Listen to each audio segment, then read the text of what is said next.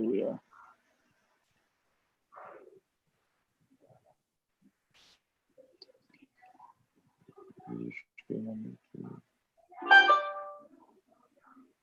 Let me mute my phone.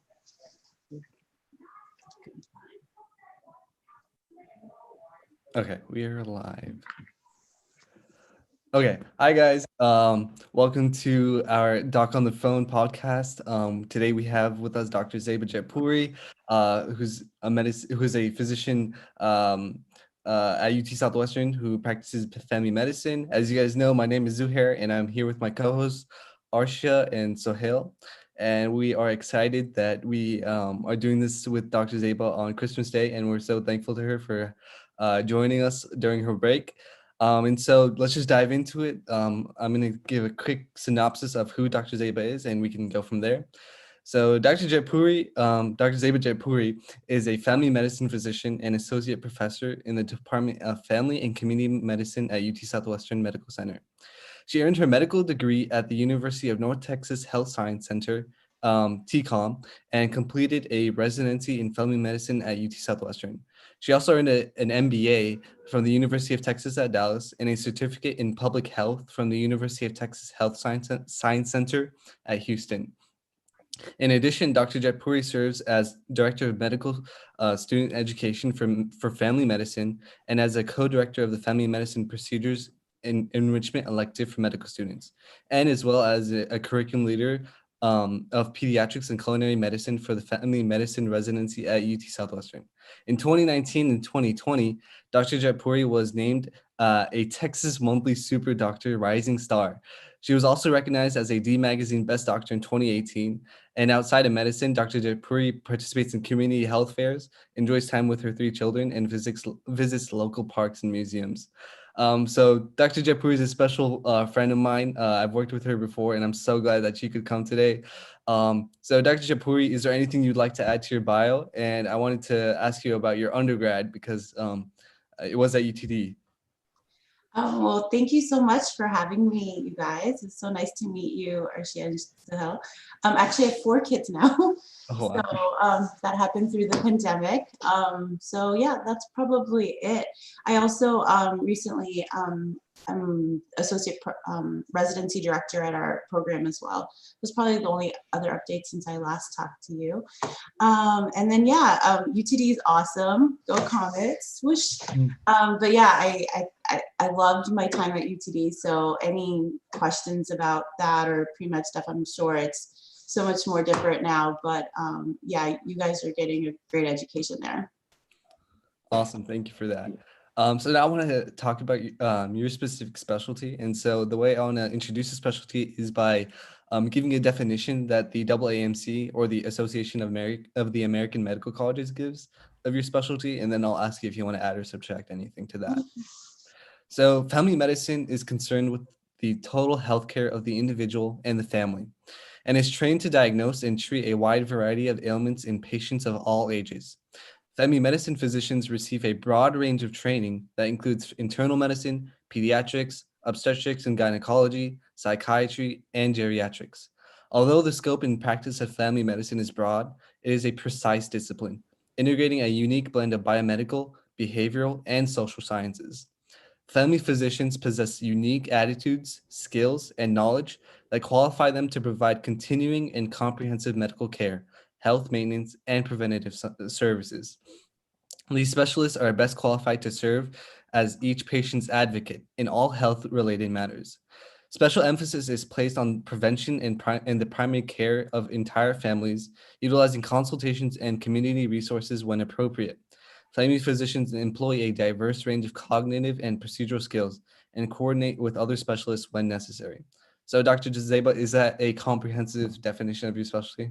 Yes, I would say so. Okay, awesome. Do you have anything to add or subtract to that? I mean, we do a lot of preventative medicine as well, you know, just making sure that we try to keep patients healthy and we try to anticipate things that could happen based on their risk factors. So a lot of, you know, prevention, and then a lot of just social community interaction and connection. because family medicine is a primary care practice. So we try to be someone's doctor in that sense. Gotcha. Okay, thank you for that. Okay, so now we're gonna have like a part one of our interview, and it's about gonna be your journey into medicine. The first question that I have for you is, so what drove you to become a pre-medicine undergraduate student and pursue medicine in the first place, like the passion and everything? Oh, I probably didn't have like I guess like most direct path. I mean, a lot of people I think know that they want to be a doctor or they know a doctor. And my family was very business oriented, like everybody, my uncles, my father, everybody just kind of have their own businesses. And so medicine was very foreign in that sense. I mean, I didn't know, like, I didn't have any doctors in the family. I didn't really know what medicine was. And so I guess kind of going through school, I just did well, thankfully, at a lot of things. And so it'd be mostly like teachers and counselors like, oh, are you going to be a doctor one day? And I'm like, I don't think so. Like, it wasn't really, part of my periphery, so to speak. And then in high school, they have courses that are like, you can do like a pre-med or pre-law, and you can do like different clubs and stuff. And so I enjoyed those sort of things. And then like my mom, before she came to America, she was wanting to be a nurse. And so she was always kind of like wanting, like always into like us like volunteering and just kind of helping in the community, because that was kind of her way of always like helping out, because she never, she didn't decide to go and become a nurse when she came here. And so we always kind of grew up doing a lot of volunteering and doing a lot of just helping out our local mosque and things like that. And so I kind of did a lot of volunteering activities, and one of those would be like, help at shadow at a hospital and help there. And so a lot of them were maybe like pre-healthy. And so I kind of had this like remote, like, oh, medicine could be cool, but I wasn't really sure it was gonna be like doctor or maybe nurse or, that time PAs weren't as prevalent, but even like, I'd heard about them, but I just didn't really know. But it was really just counselors and like teachers who were like, oh, you should go to medicine. You're gonna go into medicine, aren't you? And I'm like, sure, I guess. Like it wasn't, so it was kind of I guess through high school, it was kind of like, well, I want to do something where I can help people. And I knew I liked that part of giving back to the community. And I knew that I did well in school.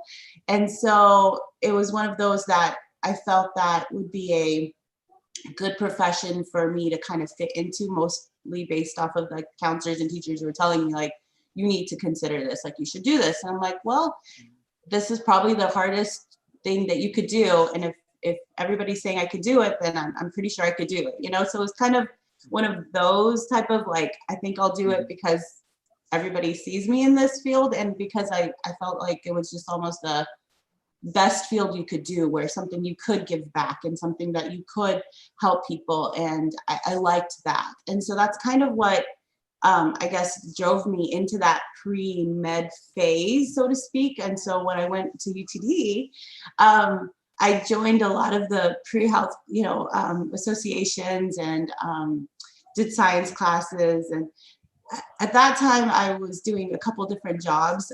So I was a scribe for a radiologist, and I also worked at a financial company because, again, my dad's business, and so I had a business major actually, and so doing that. And then her husband actually was a lawyer, and so when she was like, "Oh, you're pre-health," and I'm like, "I'm not sure. I mean, maybe." And she's like, "Well, have you considered law?" And I was like, "Yeah, actually, I've considered law, and I don't know much about it." And so her husband actually is a medical malpractice attorney, and so she was just like, it's kind of medical, and he needs someone to help. And I was only part-time with her, and so she's like, "If you want to work here, you could do that." I'm like, actually, that might be cool. So I interviewed with him, and I thought like his job was like fascinating.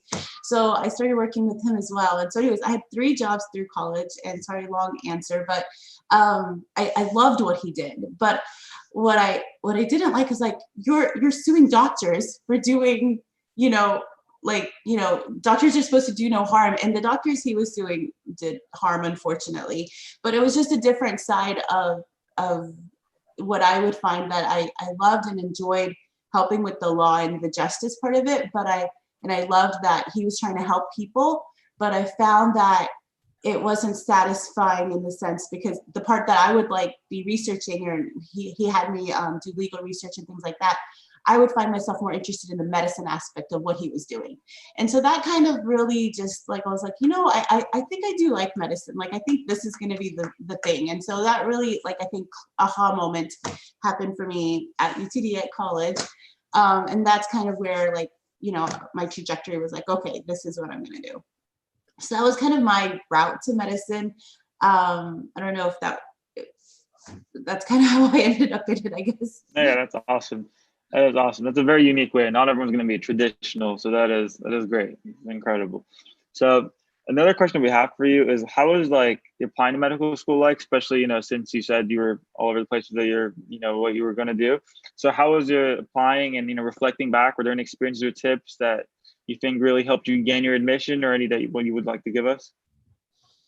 So med school is really competitive. And so you always hear that there's like check boxes that you need to fill. Like, you need to have done research, and you need to do well in school, and you need to, you know, publish something, and you need to, you know, sound like you've done community service or do volunteering. And I mean, yes to all the above. You definitely want to do all these things, but really what I would say is, I think what distinguishes people is being themselves.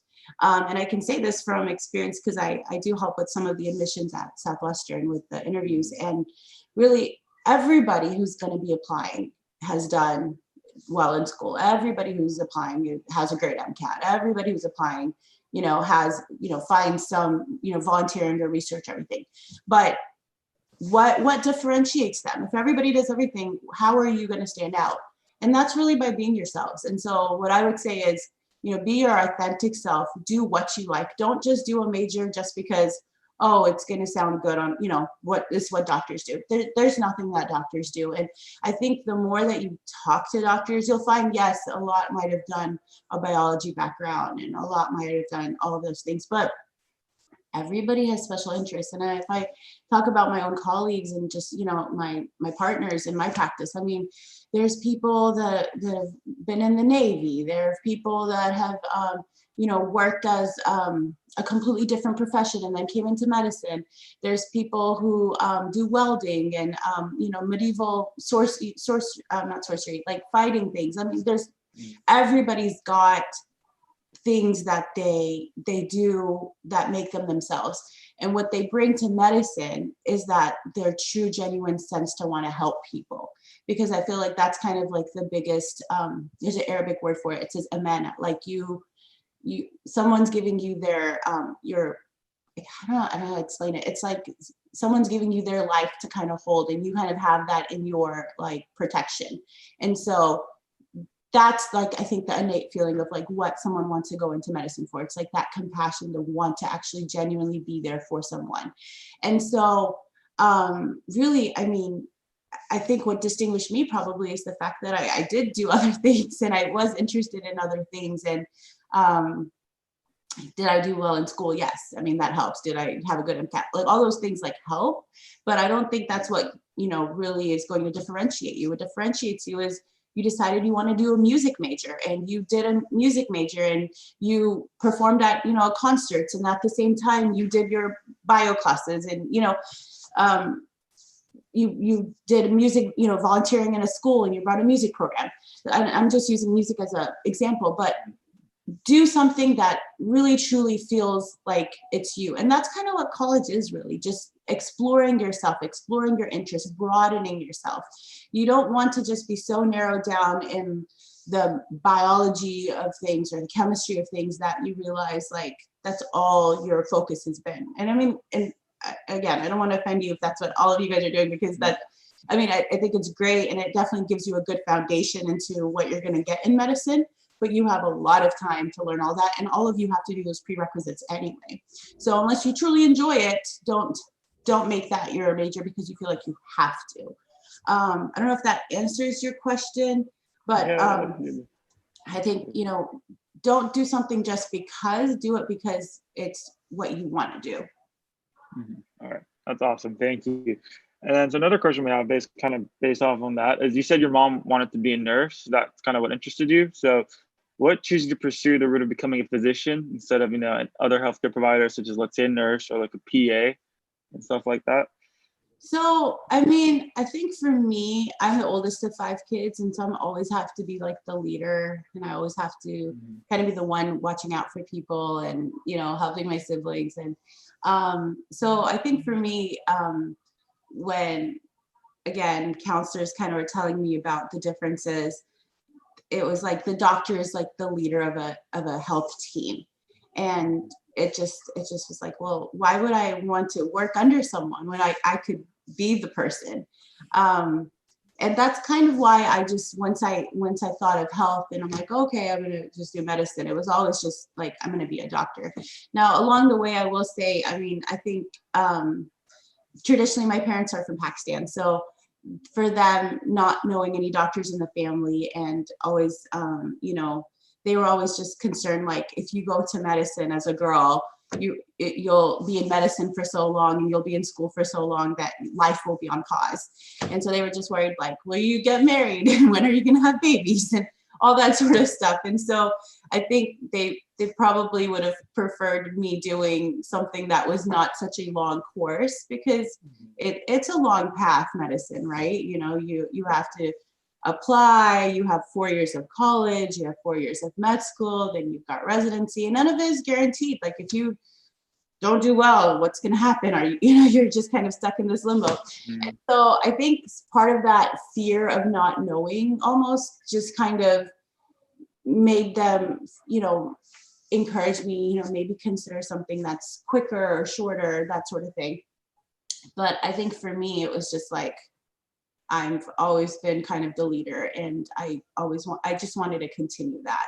And so I had always figured, like, I'm going to just do this as far as it goes. And if it doesn't work out and it's not meant to be, then I will find somewhere else where I can apply those things. But I just knew that this is probably the right fit for me, just based on my personality.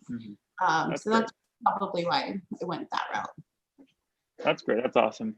And then, so what advice would you give to pre-med students now, especially with the COVID-19 pandemic and everything, in order for them to help gain experience or learn more about medicine and their interests, and then whether they they might want to do something else per se?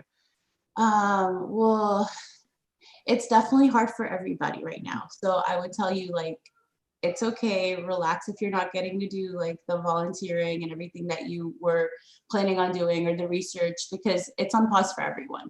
So first of all, realize that medical schools realize this, and everybody's in the same boat right now. And that's okay, because what medical schools want is, we want people who are driven, who are determined, who are, have good resilient skills, and who can show that they are still good candidates for someone who will fit in medical school. And so something like this, what you guys are doing, it's amazing. I mean, taking the problem and working out a solution for it. And, the problem is, we can't work with doctors in person. And so how do we, get to know that knowledge? Let's meet doctors. And so, having creative solutions to what seems like a hard problem is what we do in medicine all the time. That's what the beauty of medicine is. I mean, if you look at how the vaccine was created, I mean, who would have thought that now we've got 1 million people vaccinated in just a matter of a week, So it's amazing and incredible. And so I think for pre-med students, first I would say is relax. Everybody's in the same boat. And secondly, I would say read a lot, or podcasts are awesome. There's lots of podcasts everywhere. And so read some of the, listen to some of the pre-med podcasts to kind of give you a sense of what it is to be a doctor, what's a daily life like, just learning terminology, that sort of thing. And then everything is right now telemed. And so if there's ways for you to get involved with community outreach programs or volunteering, see what you can do via telemed. Or same thing, if there's research you can do, but you can do a literature search, part of the research.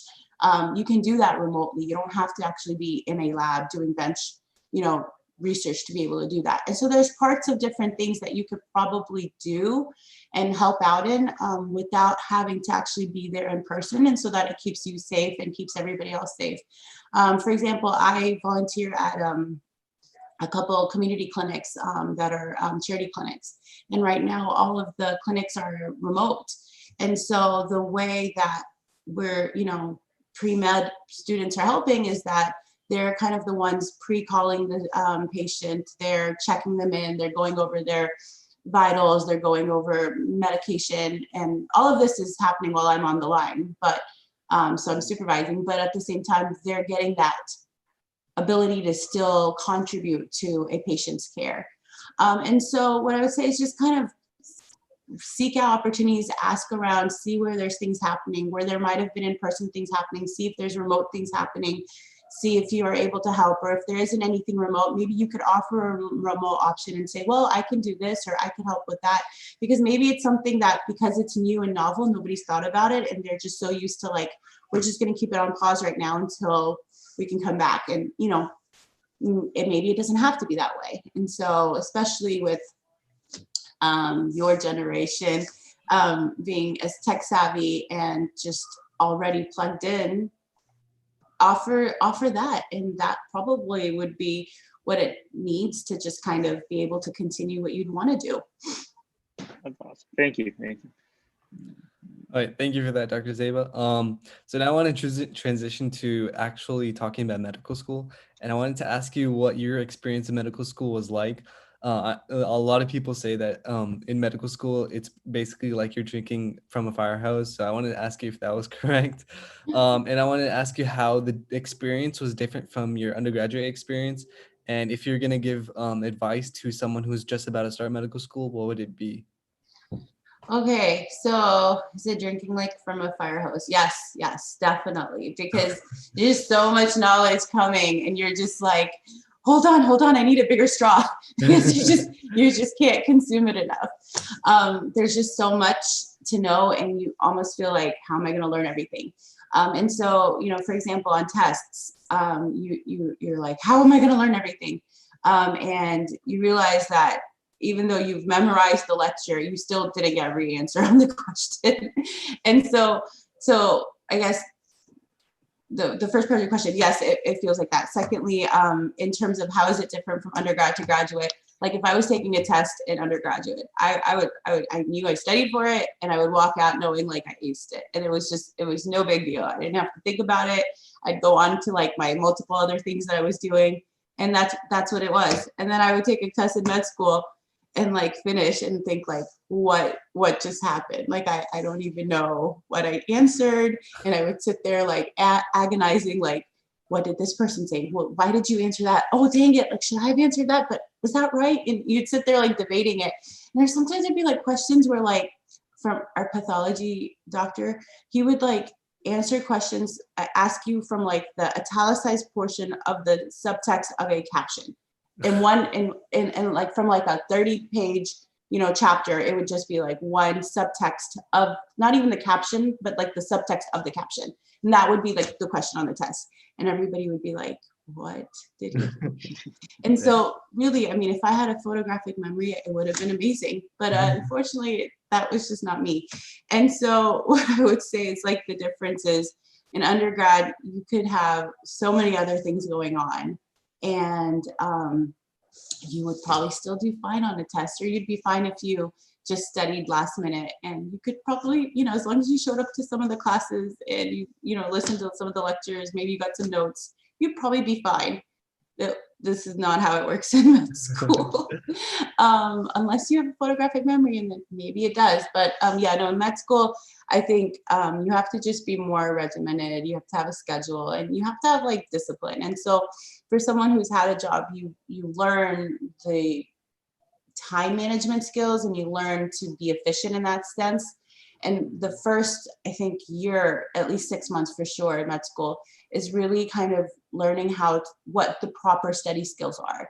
I think for me in undergrad, I had study skills kind of built up, and especially as I got more and more busier with extracurriculars and my jobs, that I learned to kind of manage that time and balance it. And in med school, because there's just so much more you need to know. Even my study skills, like I remember my first test, I did not do how I expected to have done. And I'm like, how did this happen? I studied the way I always thought I did. And you learn that there's other ways to study, and you have to kind of almost treat it like,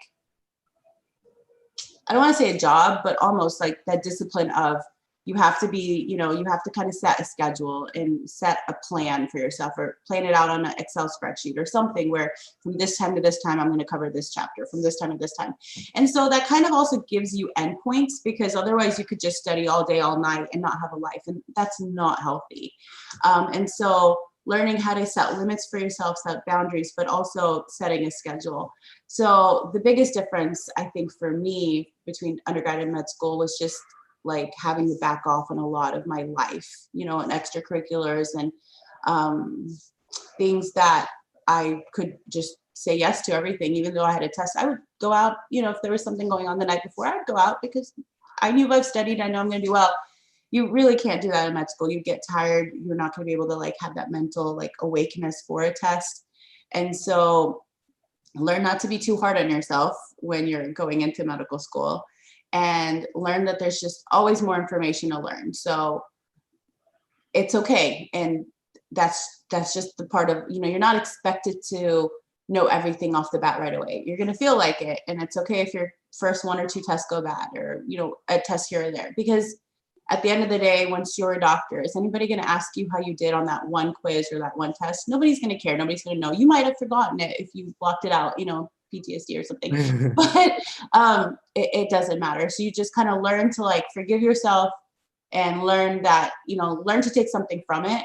So if you did bad on something, ask for help. Most medical schools, I know Southwestern does, and majority have, student support services where they can help you with your learning skills and help you kind of figure out why you went wrong. And maybe it was just a matter of not knowing that you have to read the subtext on a caption. And then now, you figured out that professor's trick, and you're never going to miss that question because there's just one question on there.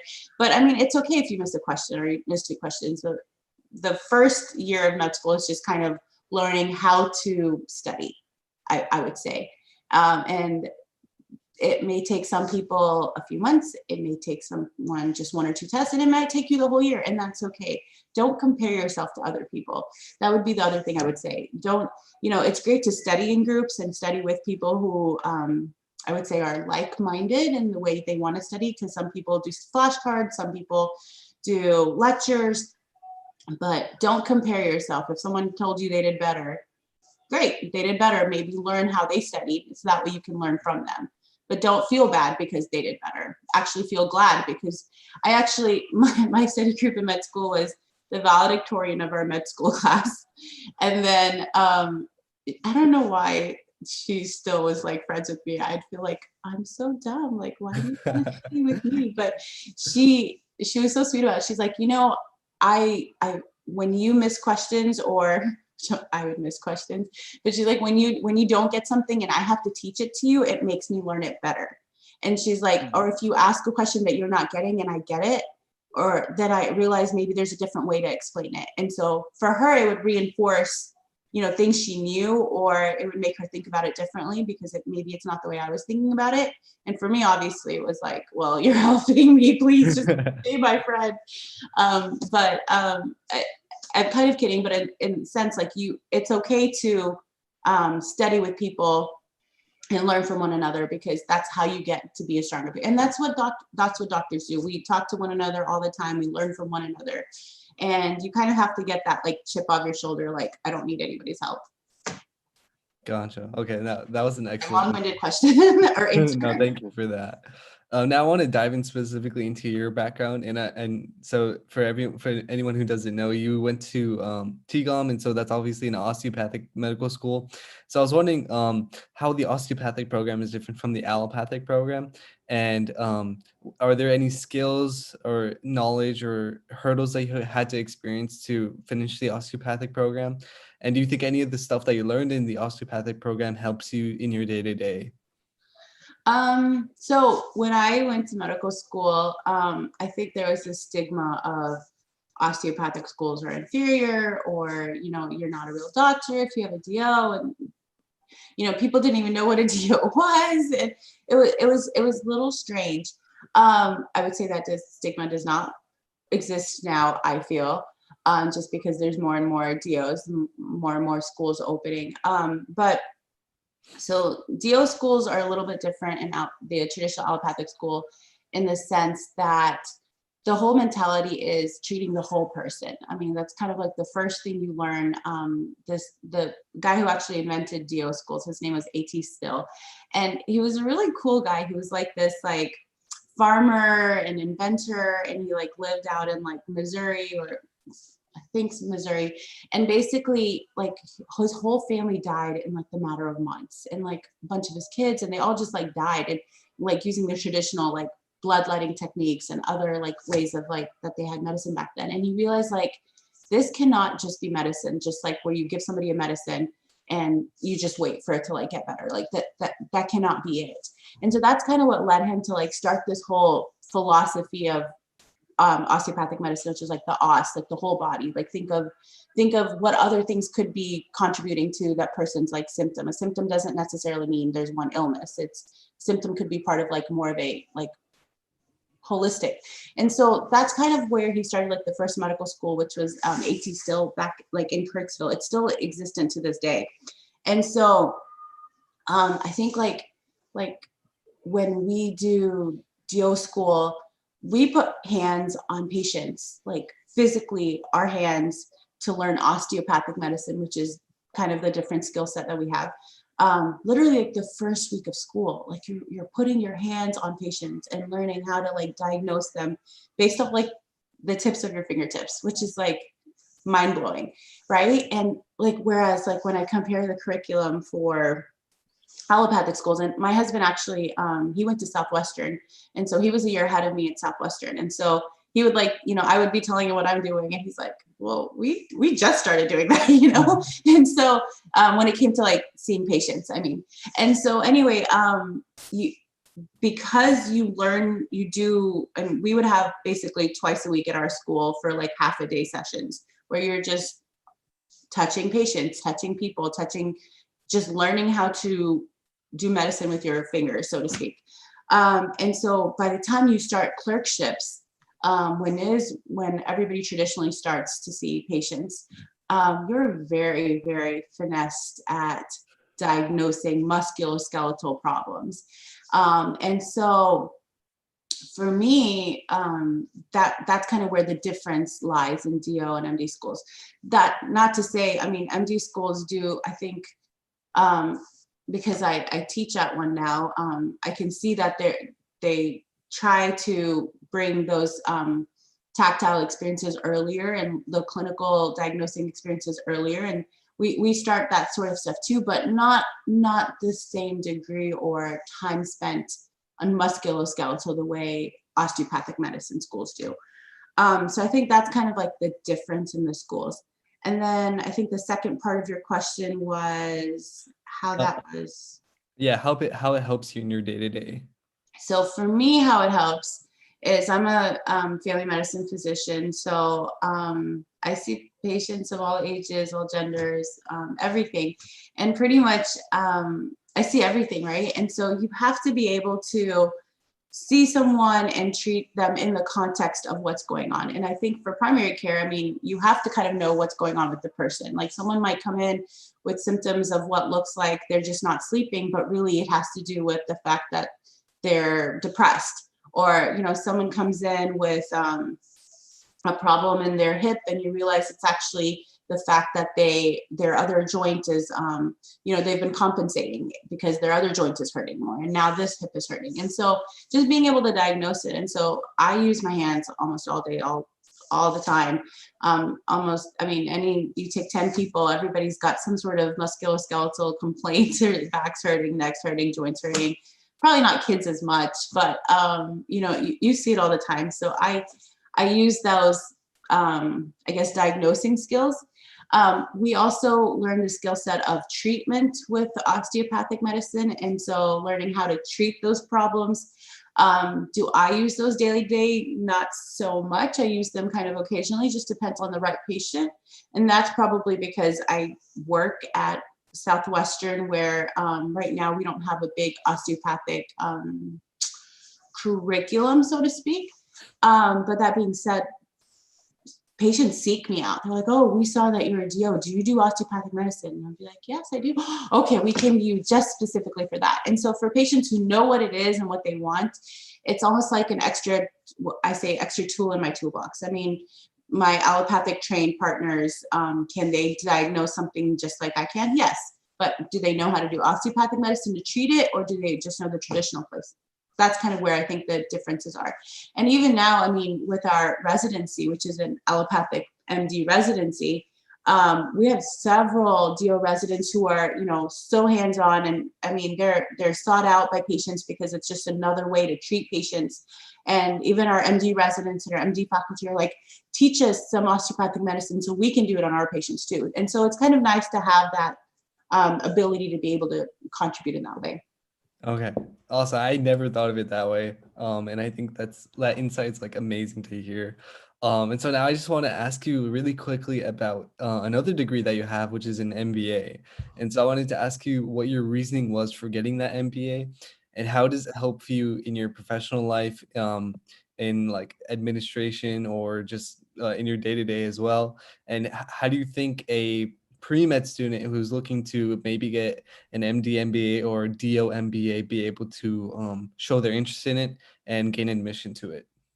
So yeah, short answer was because, again, my dad is in business, and this is, you know, like, hey, I'm doing a business degree. So he's like super excited. My undergrad was actually business as well. And so I was fortunate enough at UTD because they had this like really nice scholarship program at the time, which is the Mcdermott program scholarship. And so basically they will pay for like 4 years of, you know, school, and they would take care of pretty much everything. And so I was fortunate enough from UTD, because they had such great scholarship programs, that when I was in school, I was going to be done with my undergraduate work probably by junior year. And so it was kind of like, do I apply early, you know, as a junior, or like as a sophomore, and try to get into med school as a junior, or do I finish out the 4 years? And again, like talking to the counselors there, they were like, well, why don't you just do master's classes and get a master's? And I didn't even know that was possible. But at the time, and I'm assuming still, you could do classes where it would count for both credits. Like it would still count towards your undergraduate degree, but then you could go ahead and kind of get a head start on your master's, so to speak.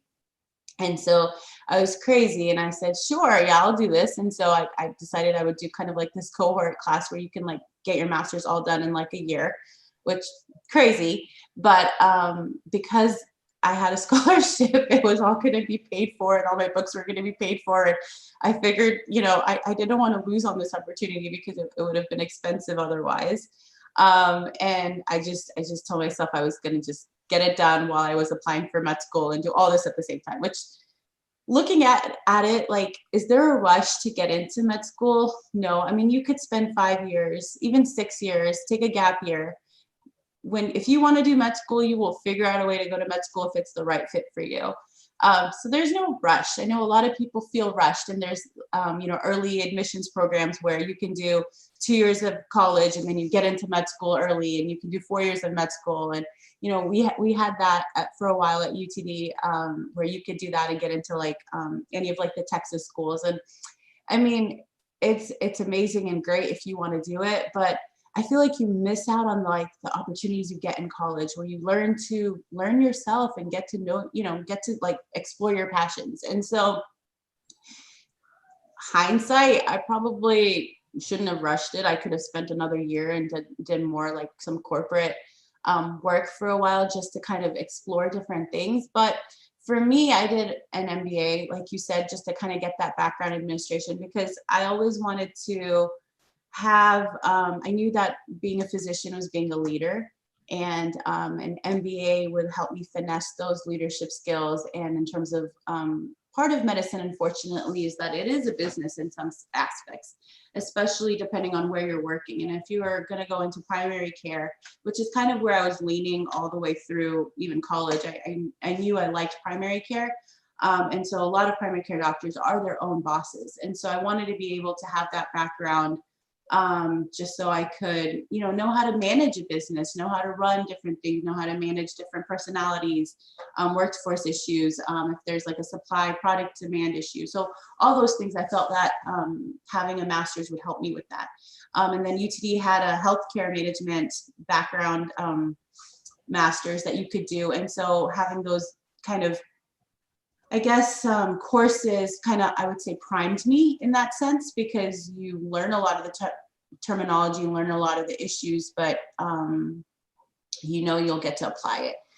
There's a lot of people that do MBA programs after, and if your school doesn't have one, I think that's really fine too. You could always do it after. I've known a lot of colleagues who've done med school and then they do an MBA program, or they'll do med school along with an MBA program.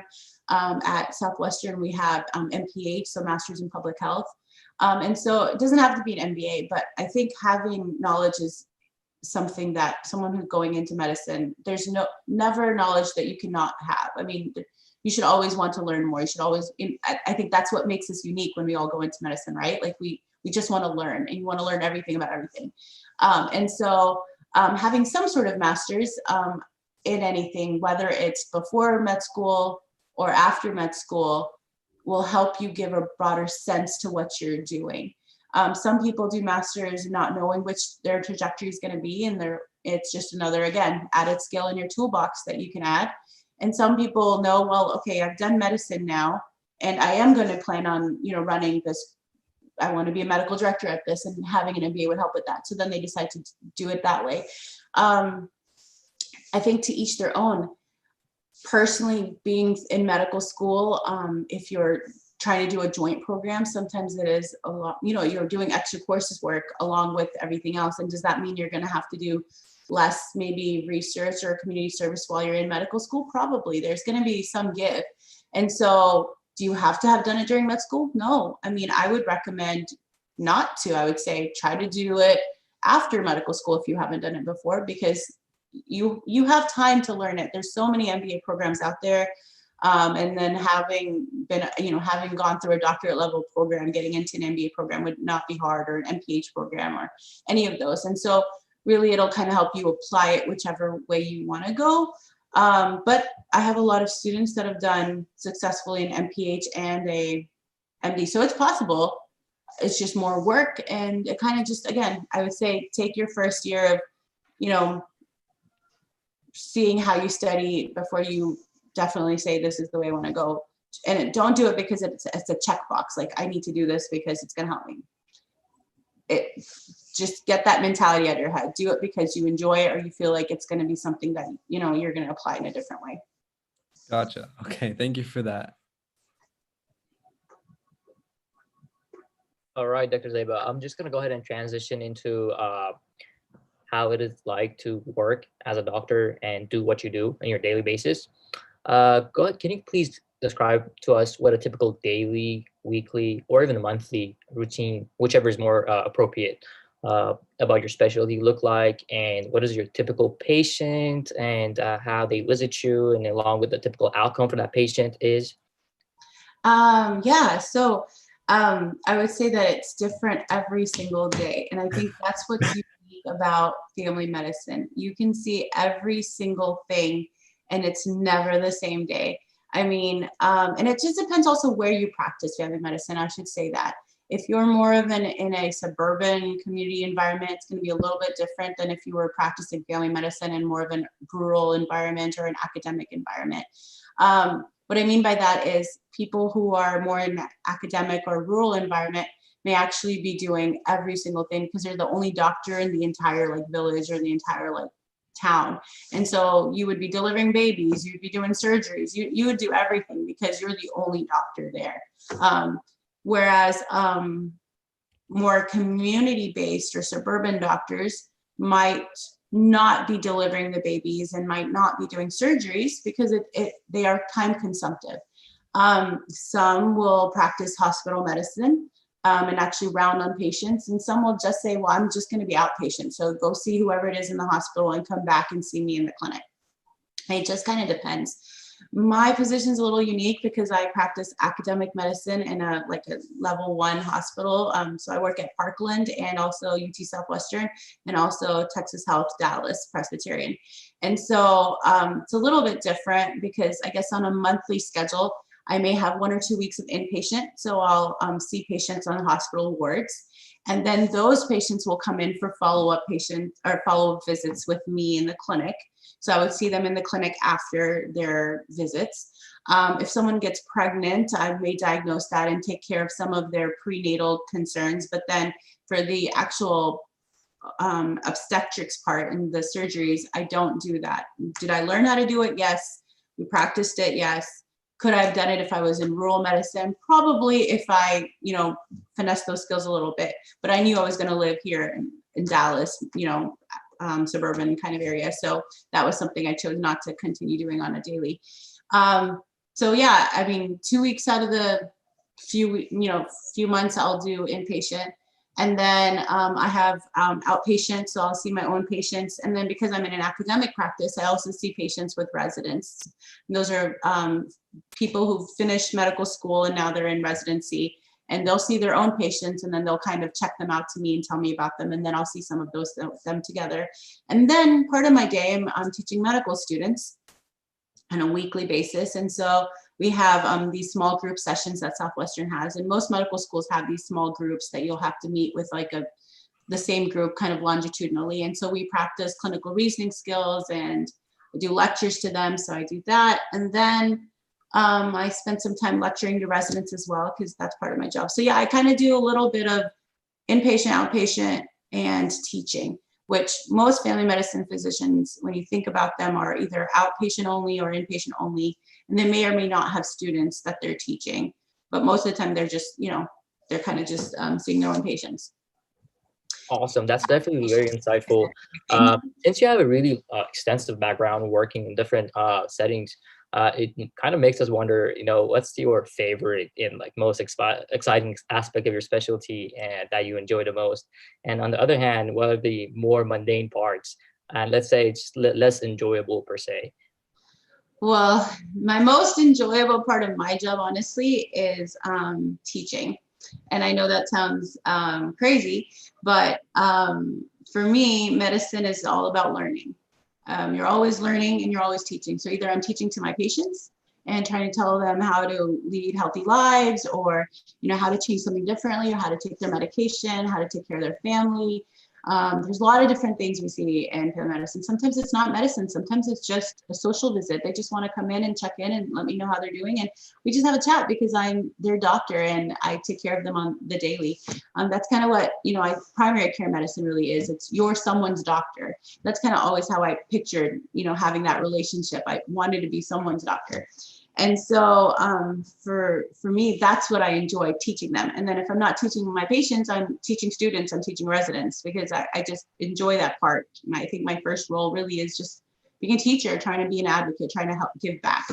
I never really had a mentor, and so kind of going on a tangent, everybody I think should have some sort of mentor, a couple mentors. You don't have to have a mentor, only one mentor. You can have one mentor for different types of things, but that's something that I never really had. And I think having someone to learn from and someone that you can teach also really helps you explore where you need to learn. So that's what I enjoy the most.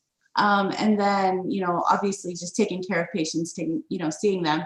But then probably the most mundane part, and I know it sounds really maybe boring or just kind of cliche, but really just the EMR and the paperwork.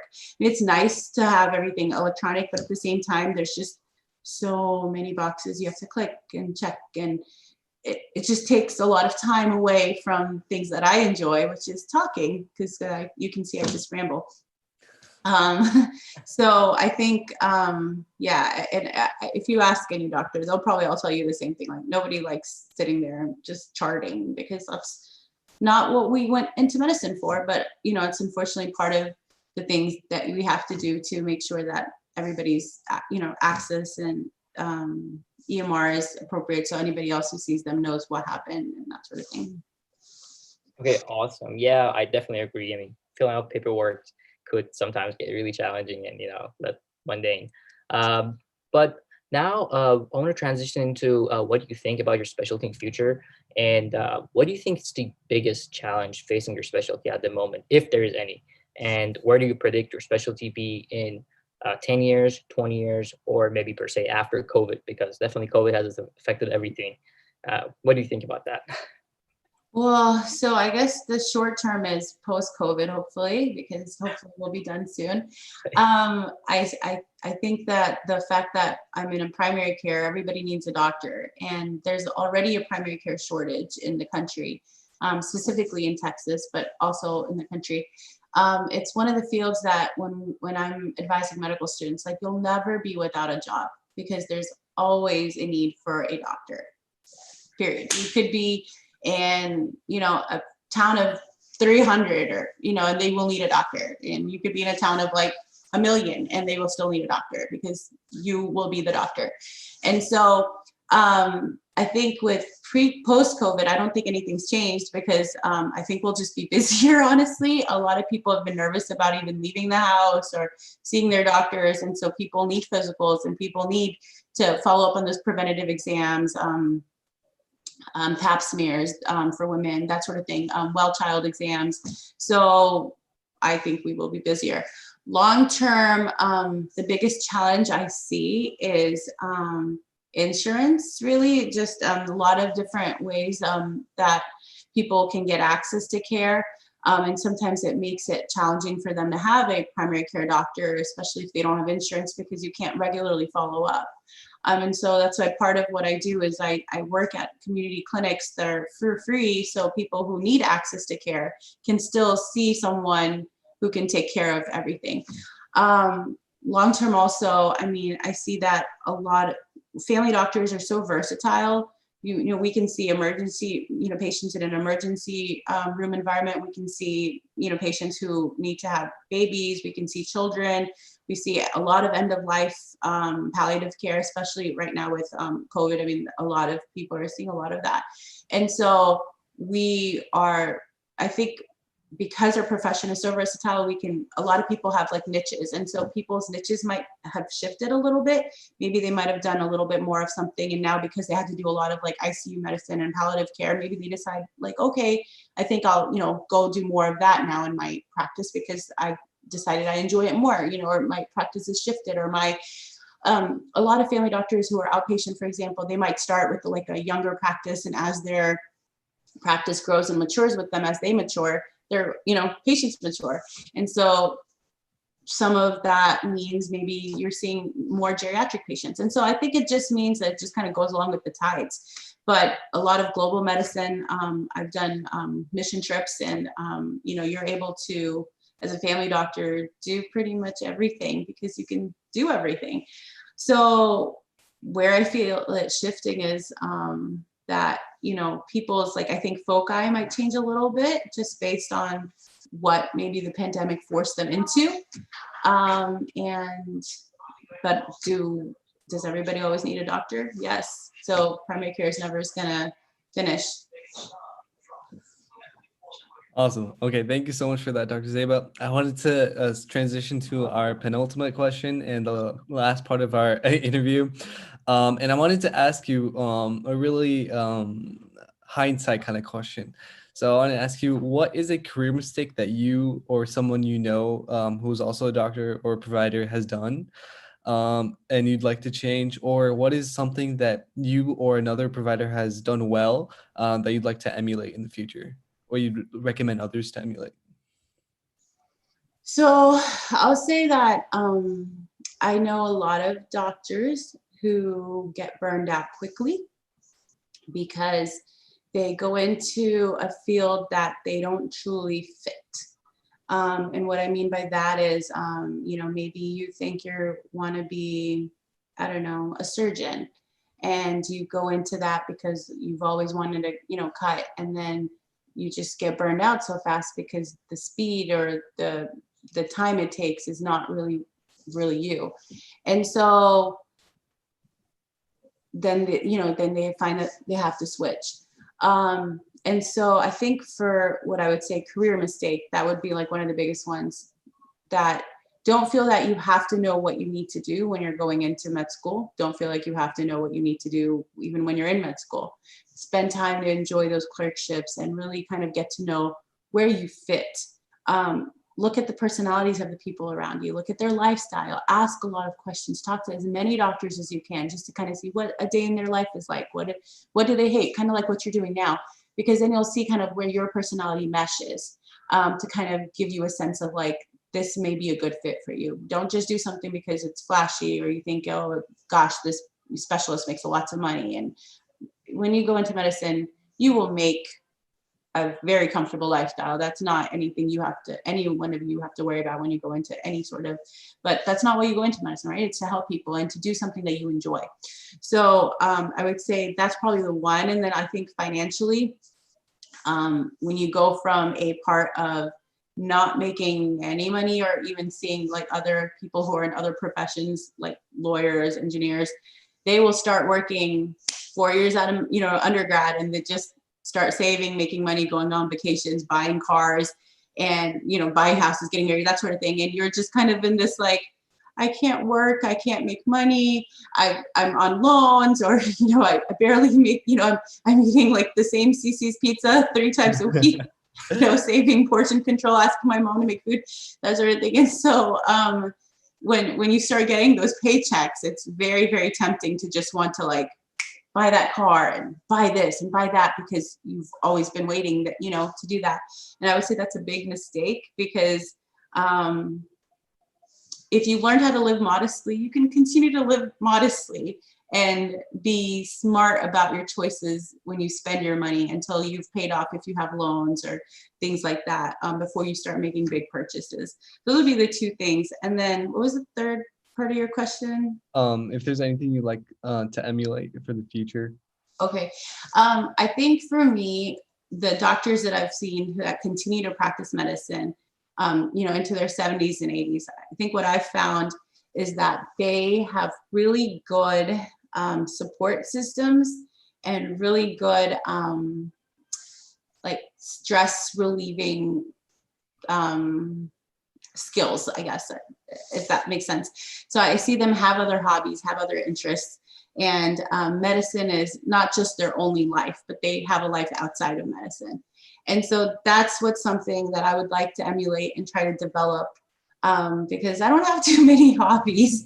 And I think you need to have a life outside so that you can not get burned out, or, it's very common to bring patients home with you mentally, not physically, please don't do that. But mentally, you'll be thinking about what happened, especially if it was a hard day, or if you had a rude patient, or you had to get into an interaction, or even if you lost a patient, of someone that you might have seen maybe for a few hours in the hospital wards, or maybe somebody you took care of for their whole life, and losing them suddenly, or even just you knew you were going to lose them and then they pass. I mean, it's those relationships that you hold on to. I mean, that's what happens in medicine. And so most medicine, I mean, radiology, pathology, not as much, but I mean, most of the time it's hard not to bring that home with you. And so finding a way to just kind of putting that aside, putting it in a different box mentally, and do something else that you enjoy so that you don't get burned out. Otherwise, if you're constantly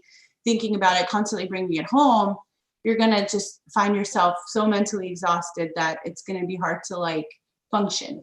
And so, what I would like to, I think successful doctors and people who practice way into their mature ages have other life skills and things that they enjoy to do so that they're able to continue helping people. Gotcha. Okay. Awesome, Jetpuri. Thank you so much. We really appreciate the time that you volunteered to speak to us today. We're going to go ahead and slowly wrap it up. Any last word of wisdom or advice for our pre-health community that you would like to share before we conclude our second episode today? I would say enjoy the ride, enjoy the process. It gets stressful, and it's hard, and it can be sometimes discouraging. If let's say you don't get in the first round that you apply, or let's say you don't get the MCAT score that you feel like you need, or let's say you couldn't get into that research that you wanted to do. Don't let it discourage you. If this is what you like and you enjoy, and it doesn't have to be being a doctor. I mean, it could be anything. If you want to give back to the community and you want to give back, there's always a way, okay? So don't let it get discouraged, and talk to as many people as you can. Learn about this field, because it's a long road, and once you commit to it, you know that you're on this, like, you're on Highway 1 on the Pacific Highway, and you're just going to be on it for those 8 hours. So it's okay if it, there's detours you have to take on the way. You will get there. Learn to forgive yourself. Learn to take time and appreciate your family, because they're going to be the ones, and your close friends, because they're going to be the ones supporting you along the way. I would have not been able to be where I am if it wasn't for my parents, if it wasn't for my friends who would constantly just, always update me, check in with me after tests and just, motivate me. You can't get through this alone. There's no way. So don't isolate them too much when you go into medical school. It's going to be very tempting, and just tell them ahead of time, you're not gonna, I won't see you at your birthday party, but I love you and I miss you, and pretend we're in COVID for another 4 years. But it's a road and it's a process, and things will sometimes happen that you don't plan, and that's okay, because that's life. And that's what I would say. Just learn to enjoy the ride, enjoy what you can, be a sponge, soak all that you can from it, and just be okay with if for people who practice a religion or have a faith, there is a higher power, who's sometimes like looking out for you. And so if things don't happen the way you want them to, it's okay. It's for a reason. So trust and have faith in that there's always a way things work out, because they're meant to work out that way. And so just be okay with that. And that's really all I have, last pearl of wisdom. Thank you so much, Dr. Zaiba. That was definitely an amazing session that we just had with you. A bunch of different pearls and gems that you gave us. So I just want to thank you again so much for volunteering your time with us. And to our viewers, I just want to let you know that you guys show some love to Dr. Zaiba down in the comments, or and just let us know how you feel about the advice that she gave us. And if you want to claim your credit for attending this session, there's a link in the description and also in our Instagram. And we'll also let you know via that link about our next event, hopefully. And so I just want to thank everybody here, especially Dr. Zaiba. And I hope you guys have a great Christmas day. And thank you so much. Thank you guys for having me, and happy holidays and happy New Year.